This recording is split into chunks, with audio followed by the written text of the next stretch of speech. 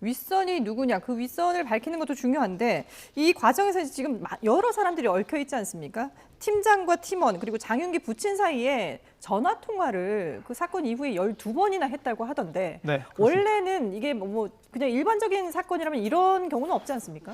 이것도 오늘 새롭게 알려진 거죠. 횟수가 그동안 5번으로 보도가 그러게요. 됐는데 네, 12번으로 훨씬 더 많은 횟수의 통화가 있었다는 내용들이 경찰 중간조사 결과를 통해서 밝혀졌습니다. 네. 그런데요, 이 전화통화 자체가 무조건 다 불법이고 부당하고 사건 조작을 위한 것이라고 단정할 수는 없습니다. 일반적인 수사의 경우에도 경우에 따라서는 전화통화를 연결해주는 경우도 있어요. 네. 즉 자백을 이제 얻어내기 위해서 심경 변화를 유도하거나 아니면은 굉장히 여러 가지 극단적인 상황에 처할 수 있기 때문에 부모들을 안심시켜주거나 또는 부모와의 통화를 통해서 오히려 피의자를 좀 안심시켜주거나 네. 진정시키는 그런 목적으로 전화통화를 연결해주는 경우, 목소리를 들려주는 경우가 없지는 않습니다. 네. 무조건 다 불법이라고 단정할 수는 없는 거예요. 하지만 횟수가 너무 많아요. 그러니까요. 네, 정말 수사를 제대로 하기 위한 목적이었다면 이렇게 여러 번 이렇게 많은 사람이 통화를 자주 하지는 않았을 겁니다. 그리고 또 중요한 건 내용이겠죠.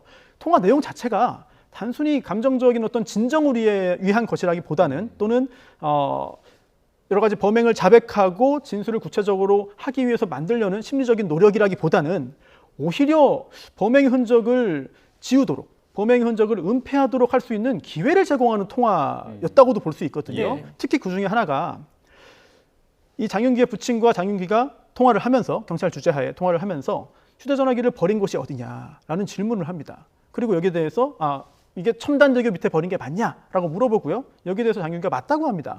그리고 또 그쪽으로 이동을 하거든요. 이런 것을 볼 때 경찰이 의도를 해서 이렇게 증거인멸을 위한 통화를 연결해 준 것인지 아니면 경찰이 어떤 사사로운 인연이라든지 또는 경찰 가족에 대한 어떤 정이라든지 이런 것에 치우쳐서 전화 연결을 해줬는데 뜻하지 않게 이런 일이 생긴 것인지 아니면 윗선에 누군가 부당한 지시를 해서 그 지시 이행의 일환으로 이런 통화가 이루어진 것인지 여부까지도 밝혀내야 되는데 네네. 5번이 아니라 12번이다 훨씬 더 많았다라는 거는 드러냈고 어제 밝혀져가지고 오늘 성과가 있습니다만 구체적인 어떤 배경까지는 아직까지는 드러나지 않고 있습니다. 예.